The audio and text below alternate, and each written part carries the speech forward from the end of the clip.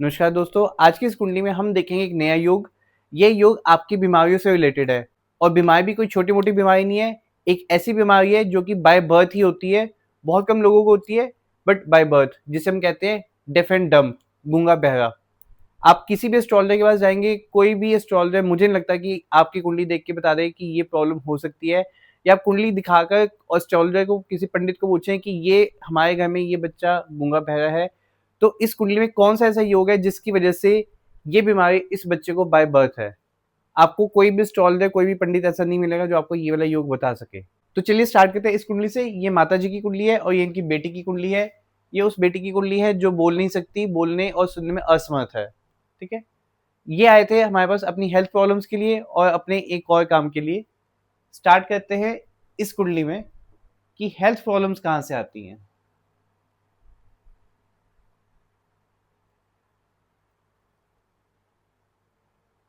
Health problem उनको क्या थी? उनके टांगों में, पैरों में नॉन स्टॉप दर्द है और पिछले कई सालों से दर्द रहता है।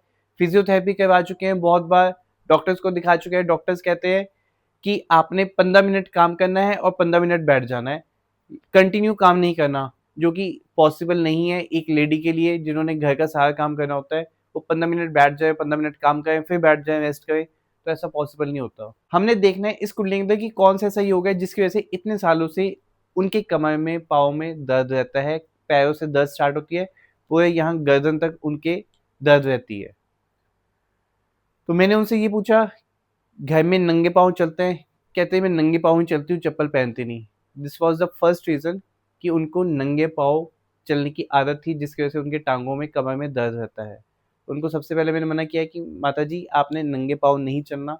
नंगे पाँव चलेंगे तो आपकी पेन कभी भी ठीक नहीं होगी। आप जिस मर्ज़ी डॉक्टर को दिखा लीजिए, जितनी मर्ज़ी दवाइयाँ खा लीजिए, जितने मर्ज़ी उपाय भी कर लेंगे, तब भी वो प्रॉब्लम नहीं सॉल्व होगी। क्योंकि इस योग में उपाय नहीं, परहेज़ काम करता है। तो जैसे हम किसी भी डॉक्टर के पास जाते हैं, गले खराब की दवाई लेने के लिए जाते हैं, तो डॉक्टर पहले क्या कहता है? खट्टी चीज़ें नहीं खानी, अचार नहीं खाना, कच्चे टमाटर प्याज़ नहीं खाने, नींबू नहीं खाना, उसके बाद दवाई देते हैं ना। वैसे ही कुंडली में पहले परहेज़ है। कोई भी आपको प्रॉब्लम आती है, उस प्रॉब्लम के पीछे एक कारण है, ग्रह है, और ग्रह भी तभी नेगेटिव रिज़ल्ट देता है जब आप उसके ऑपोज़िट जाते हैं। आप ग्रह की कंडीशन को फुलफ़िल कीजिए, ग्रहों के फ्लो के साथ चलिए, तो आपको ग्रह कभी भी नेगेटिव रिज़ल्ट नहीं देता। इस कुंडली में बताइए कौन सा ऐसा योग है जहाँ पे कहा गया है नंगे पाँव नहीं चलना? नंगे पाँव चलेंगे, आपका नंगा पाँव ज़मीन से लगेगा, तो टाँगों में, पैरों में दर्द रहेगा। बता सकते हैं? चलिए, मैं आपको बता देता हूँ। ये योग बनता है यहाँ पे शुक्र 6th हाउस में। शुक्र नीच का होता है 6th हाउस में, लाल किताब के अकॉर्डिंग। जब भी शुक्र 6th हाउस में होगा, यहाँ पे पंडित जी ने लाल किताब में लिखा है कि नंगे पाँव चलना सख्त मना है। नंगे पाँव चलेंगे तो पैरों में दर्द रहेगा ही रहेगा। आप किसी भी, आपके पास जितने भी क्लाइंट्स आते हैं, अगर कोई आपसे पूछने आता है कि उनके टाँगों में, पैरों में, कमर में दर्द रहता है, तो आप सबसे पहले केतु की पोज़ीशन उस कुंडली में चेक करेंगे कि केतु अपने नेगेटिव हाउसेस में तो नहीं है, 6 में या 3 में अपने नीच के घर में तो नहीं है, या फिर 8वें घर में भी केतु होता है, वो भी वहाँ पे प्रॉब्लम दे देता है। ठीक है? और इस कुंडली में यहाँ पे प्रॉब्लम दी है शुक्र ने। शुक्र के अंदर भी इसके पार्ट होते हैं। शुक्र किससे बना है? इसके मसनवी ग्रह कौन से हैं? राहु और केतु। तो यहाँ पे शुक्र के अंदर राहु केतु दोनों ही प्रेजेंट है, और केतु का ये नीच का घर है। ये आपको मैं वो वाला पॉइंट बता रहा हूँ जो बाकी ऑनलाइन क्लासेस में या ऑफलाइन क्लासेस में इतना डीप में जाके कोई नहीं समझाता। ठीक है? तो इसलिए हमारी वीडियो, अगर आप टाइम निकाल के मेरी वीडियो देख रहे हैं, तो आपको वीडियो देखने का बेनिफिट भी मिलना चाहिए। अगर मैंने कोई बात बोली है कि शुक्र 6वें घर में है, वहाँ पे नंगे पाँव चलना मना है, तो क्यों मना है? उसके पीछे भी तो कोई लॉजिक होना चाहिए ना, उसके पीछे भी रीज़न है। ये नहीं है कि मैंने हवा में बात बोल दी, राइट?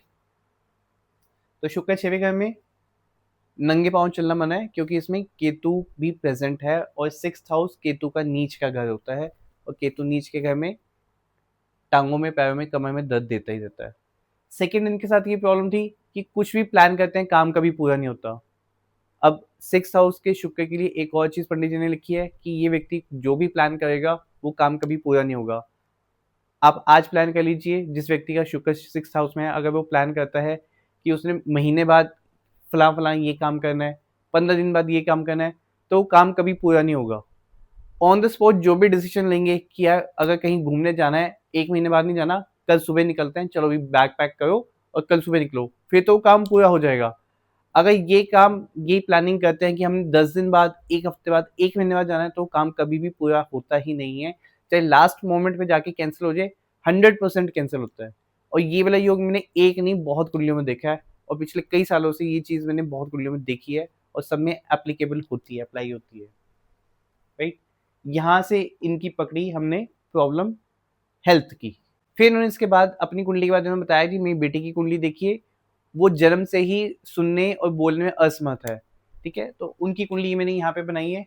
अब इस कुंडली में भी देखिए, शनि लगन में है, राहु गुरु सेकंड हाउस, शुक्र फोर्थ, सूरज शुक्र थर्ड, सूरज फोर्थ हाउस में, बुध 5वें घर में, मंगल केतु 8वें घर में और चंद्रमा 12वें घर में। जो व्यक्ति बोलने और सुनने में असमर्थ है, उसका भी कोई योग होगा, किसी ग्रह का इफेक्ट आएगा, तभी ये चीजें होती है।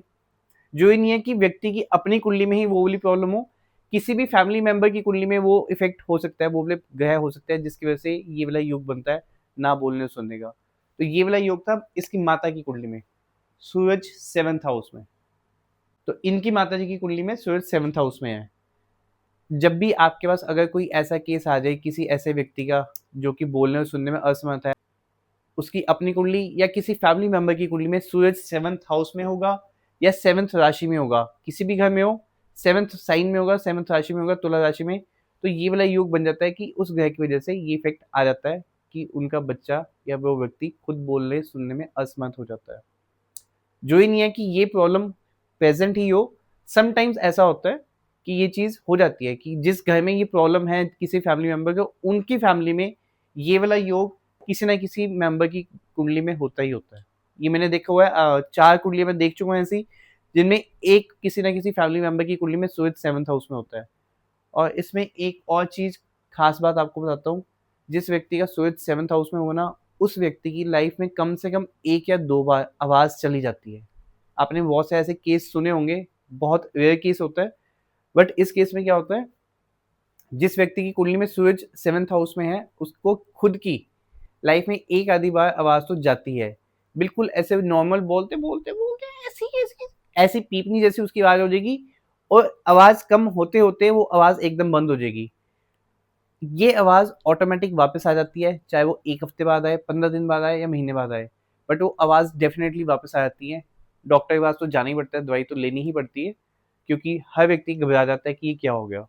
तो जाना भी चाहिए, ट्रीटमेंट करवाना चाहिए। बट अगर हम एस्ट्रोलॉजिकल पॉइंट ऑफ व्यू से देखें, तो यहाँ पे बिना किसी दवाई के भी वो व्यक्ति अगर सब्र रखे, पेशेंस रखे, तो आवाज़ अपने आप वापस आती है, डेफ़िनेटली आती है। ठीक है? अब आ जाते हैं बेटी की कुंडली में। बेटी का इन्होंने बताया, एक तो ये प्रॉब्लम बोलने और ना सुनने की, इसमें तो कुछ हम कर ही नहीं सकते, कोई भी कुछ नहीं कर सकता, ना डॉक्टर्स साइंस इसका इलाज निकाल पाई है, ना ही ज्योतिष में जो बाय बर्थ बीमारी है ये वाली, तो इसका इलाज नहीं है, ठीक है? इसको हम ठीक नहीं कर सकते, बट बाकी चीज़ें ठीक की जा सकती हैं। जैसे इन्होंने बताया था कि उनकी बेटी बहुत ही ज़्यादा ज़िद्दी है, गुस्से वाली है, बात को सुनती नहीं है, ठीक है? अब वो वाला योग यहाँ से इस कुंडली में कहाँ से आ जाता है? मंगल केतु, यहाँ हो गया मंगल बद, और मंगल बद वाला व्यक्ति जिद्दी होता है, एग्रेसिव होता है, गुस्से वाला होता है, अपनी बात मनवाने के लिए जिद पे अड़ जाता है। तो वही योग इस कुंडली में भी है, मंगल केतु इकट्ठे हैं, मंगल बद, और स्टमक से रिलेटेड प्रॉब्लम बहुत ही भयंकर वाली है, आज से नहीं है, बचपन से है, ठीक है? कॉन्स्टिपेशन रेगुलर रहती है, पेट में एसिडिटी बहुत ज़्यादा बनती है, तो उसके लिए इनको उपाय बताया है। इसका उपाय हम कर सकते हैं कि इसके जो हेल्थ प्रॉब्लम्स हैं, गुस्सा ज़्यादा आता है, उसको हम ठीक कर सकते हैं। मंगल बद के लिए जो पंडित जी ने उपाय बताया हुआ है 8th हाउस में, स्पेशली फॉर स्टमक प्रॉब्लम, इसका उपाय हमने क्या करना है, आधा कप दूध लेना है, उसमें 5-6 चम्मच शक्कर घोलनी है। उस दूध को हमने मंदिर के बाहर जो बड़ के पेड़ लगे होते हैं, जिसकी जटाई लटक हुई होती है शाखाओं से हवा में, उस पेड़ की जड़ में उस मीठे दूध को चढ़ाना है। उस दूध से जो मिट्टी गीली हो जाएगी, वो मिट्टी जब दूध को सोख लेगी, उस गीली मिट्टी से नाभि पे तिलक लगाते हैं। इस उपाय को 43 डेज कंटिन्यू करना है। किसी भी व्यक्ति को स्टमक से रिलेटेड किसी भी प्रकार की प्रॉब्लम है, तो आप ये उपाय आंखें बंद करके करवा सकते हैं, और इसका बहुत ही बढ़िया रिजल्ट मिलता है। मैंने बहुत बार प्रैक्टिकली लोगों को करवाया है, और बहुत अच्छा रिजल्ट है इसका। एक उपाय यहाँ पे ये करना है। सेकंड उपाय, गले में चांदी का चौकोर टुकड़ा, जो आपको पहले भी बताया हुआ है, चांदी का चौकोर टुकड़ा 4 ग्राम का, या फिर प्योर चांदी की चेन बनवा के भी गले में डाल सकते हैं। ठीक है। चांदी की चेन प्योर होनी चाहिए। रेडीमेड जो चेन मार्केट में मिलती हैं ज्वेलर्स के पास, उसमें कहीं ना कहीं मिक्सिंग होती है। जब आप ज्वेलर के पास जाएंगे, उनको स्पेशली बोलेंगे कि मुझे प्योर चांदी की चाहिए, एस्ट्रोलॉजिकल पर्पस के लिए चाहिए, उपाय के लिए, तो वो आपको प्योर चांदी की भी बना के देते हैं, सभी ज्वेलर्स बना कर देते हैं। तो आप उनको रिक्वेस्ट करके प्योर चांदी की हैंडमेड चेन बनवा के ले सकते हैं। वो चेन पहनेंगे और बड़ के पेड़ वाला उपाय करेंगे। चांदी की चेन गले में पहनेंगे और बड़ के पेड़ का उपाय करेंगे। इससे ये वाला योग मंगल बध का जो उनको स्टमक प्रॉब्लम दे रहा है वो ठीक हो जाता है।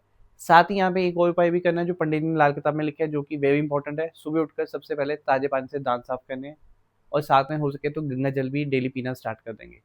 इससे इनकी कुंडली का जिद्दीपन, स्टमक से रिलेटेड प्रॉब्लम, ये सारी चीज़ें ठीक होनी स्टार्ट हो जाती हैं। बाकी इस कुंडली में उनकी कोई और प्रॉब्लम थी नहीं, तो उसको ज़्यादा बाकी ग्रहों को छेड़ने की, देखने की ज़रूरत नहीं है। व्यक्ति जब भी हमारे पास आए, हमने सिर्फ उसकी प्रॉब्लम के ऊपर फोकस करना है, उस प्रॉब्लम को ठीक करना है, उसका सॉल्यूशन देना है।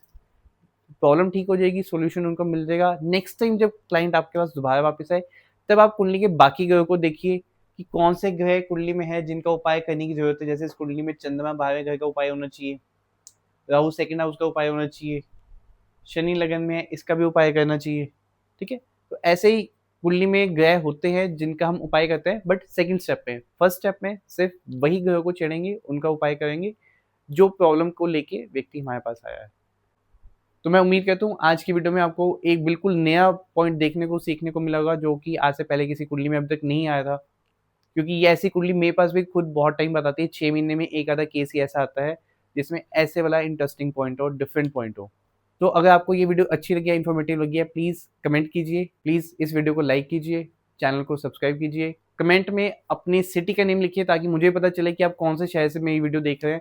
मुझे पता चले कि कहाँ-कहाँ, किस-किस शहर में यूट्यूब के एल्गोरिथम ने मेरी वीडियो को पहुँचाया है। मुझे भी देख के अच्छा लगेगा। चलिए, मिलते हैं नेक्स्ट वीडियो में। जय माता दी।